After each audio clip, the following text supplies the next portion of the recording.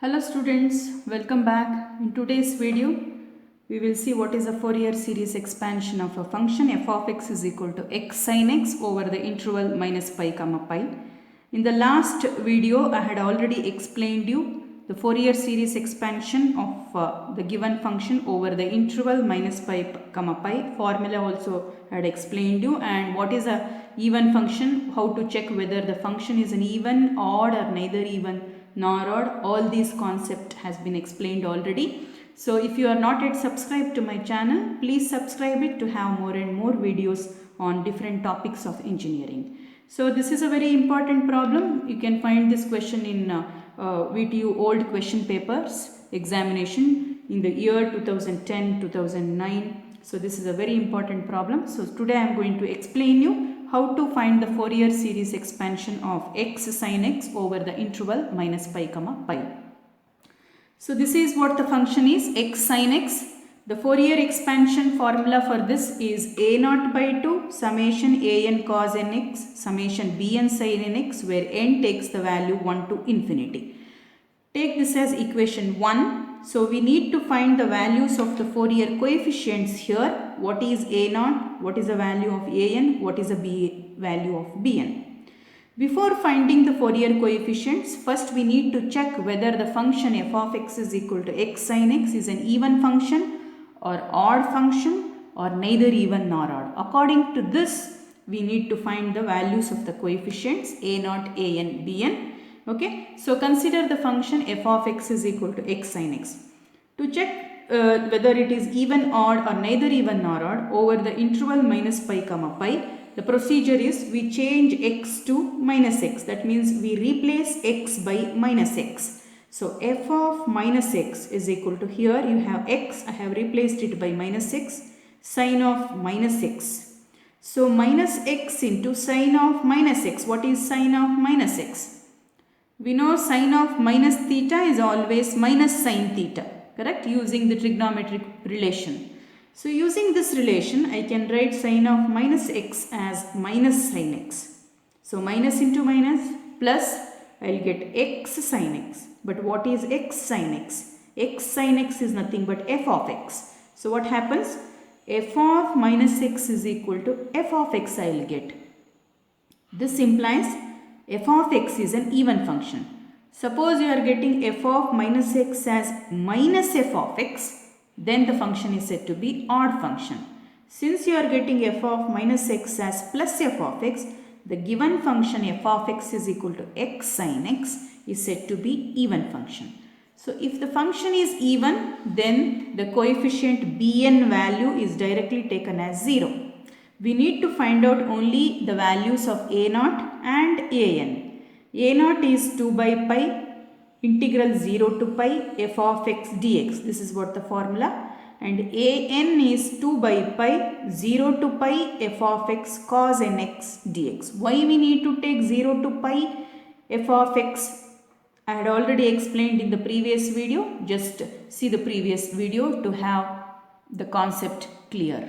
Okay. Now we will find out the Fourier coefficient. What will be the value of a naught and a n?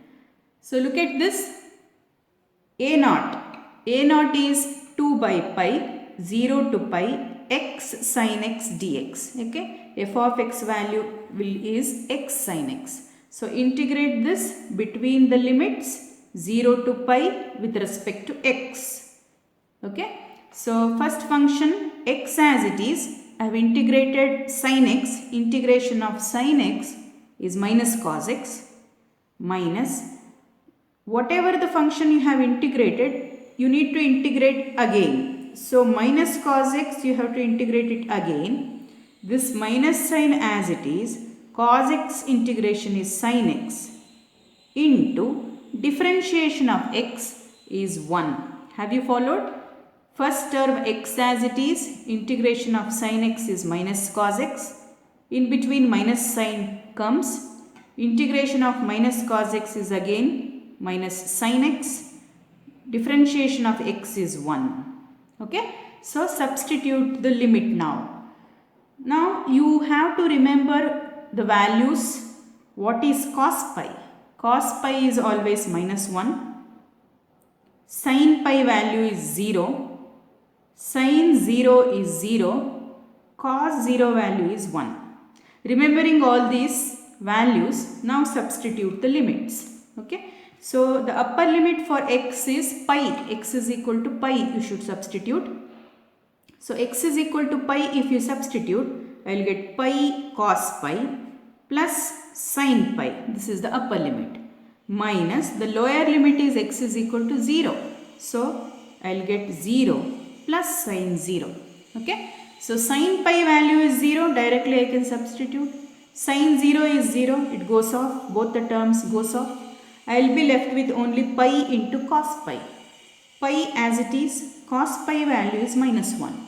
So pi and pi you can cancel. The answer is a0 is equal to 2. So what is the Fourier coefficient a0 you got? The value of a0 is equal to 2.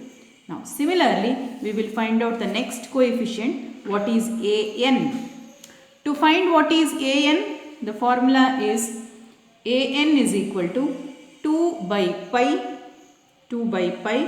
integral 0 to pi f of x cos nx dx. This is an.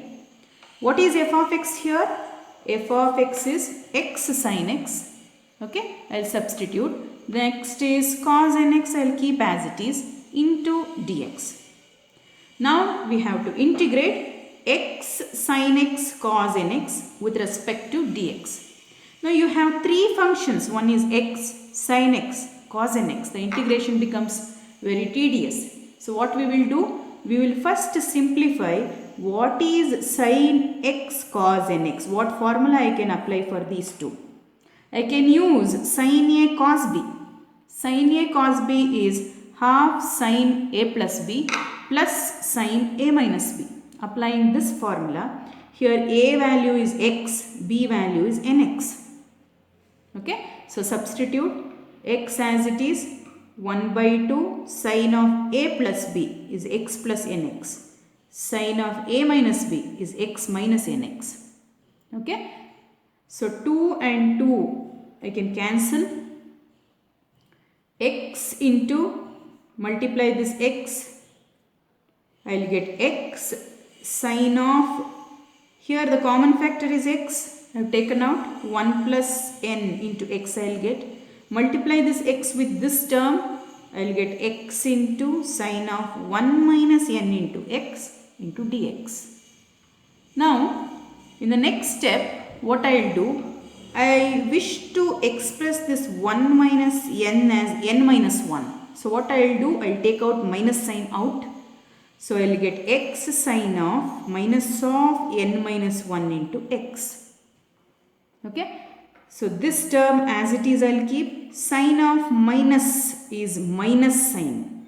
Sin of minus theta is minus sin theta. Using the concept, sin of minus theta is minus sin theta. Therefore, I can take minus x sin of n minus 1 into x dx.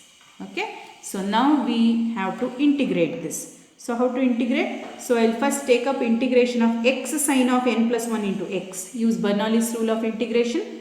First function x as it is, integration of sin is minus cos n plus 1 divided by n plus 1 minus, again integrate this function, minus sin as it is, cos integration is sin of n plus 1 x divided by 1 more n plus 1 you will get, that becomes n plus 1 whole square, multiplied by x differentiation is 1, limits x is equal to 0 to pi. This is what the integration of the first term. Similarly, we integrate the second term, integration of x sin of n minus 1 into x. X as it is, minus cos of n minus 1 into x divided by n minus 1, okay, minus, again integration of this term, I will write it in bracket, minus sin of n minus 1 into x divided by n minus 1 whole square. Differentiation of x is 1, limit x is equal to 0 to pi. This is what you will get, correct? How to substitute limits for this very lengthy term? What we will do, we will substitute the value directly, because sin of n plus 1 into pi is always 0. Sin 0 is 0. Cos of n plus 1 into pi is minus 1 to the power of n plus 1. Okay. Cos of n minus 1 into pi means minus 1 to the power of n minus 1. Okay. Cos 0, as I told you, is 1. Sin 0, you know already, it is 0. So looking at all these values, you can judge this sin term vanishes. Wherever sin term comes, the value becomes 0, because sin pi is 0, sin 0 is 0. You will be left with only the cosine term, these two terms, the first and the third term you will be left with. So now we will substitute the limits for first and third term. Okay. So you have the term 1 by pi minus x cos of n plus 1 into x divided by n plus 1. Okay. And the third term is minus into minus plus cos of n minus 1 into x divided by n minus 1. X is equal to 0 to pi. Substitute the limits for these two terms. Okay. So you will have 1 by pi, the term outside. Upper limit is x is equal to pi. So I will get pi cos of n plus 1 into pi divided by n plus 1. And here plus cos of n minus 1 into pi divided by n minus 1. This is the upper limit. Okay. Now we will go for the lower limit. The lower limit is what? X is equal to 0. So if you substitute x is equal to 0, if you put x is equal to 0, what happens? For x is equal to 0, 0 multiplied by anything is 0. So the lower limit becomes 0. Right? Okay. So upper limit pi is minus pi cos of n plus 1 into pi by n plus 1. Here also I substituted. So 1 by pi as it is. Can I take out the common factor as pi and cancel it out with the pi which is outside? It goes off. Okay. So I will have only minus cos of n plus 1 into pi is minus 1 to the power of n plus 1 divided by n plus 1. Plus here cos of n minus 1 into pi. Cos of n minus 1 into pi is minus 1 to the power of n minus 1 divided by n minus 1. This is an. You can simplify this further. So minus sign I will keep as it is. Minus 1 to the power of n plus 1 can be written as minus 1 to the power of n minus 1 to the power of 1 divided by n plus 1. This term minus 1 to the power of n minus 1 to the power of minus 1 divided by n minus 1. Okay. So minus sign I will keep as it is, minus 1 to the power of n, minus 1 to the power of 1 is minus 1. Value of this is minus 1. So this minus 1 and one more minus sign you have. This minus 1 and one more minus sign becomes plus. Okay. So minus 1 to the power of n divided by n plus 1. And here minus 1 to the power of n. What is the value of minus 1 to the power of minus 1? It is 1 by minus 1.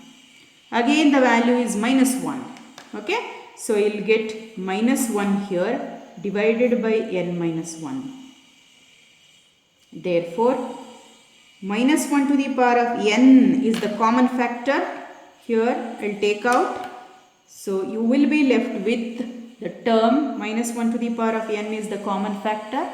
1 by n plus 1 minus 1 by n minus 1. This is what an is. Further, if you want to simplify further, minus 1 to the power of n, if you take LCM here, n minus 1 minus n minus 1 divided by n square minus 1 it is. Okay. n minus 1 minus n minus 1. So minus 1 to the power of n plus n and minus n goes off. Minus 2 divided by n square minus 1. So you got the value of an as like this. So minus 2 minus 1 to the power of n divided by n square minus 1 is the value of an. So finally you have to substitute a0 and a.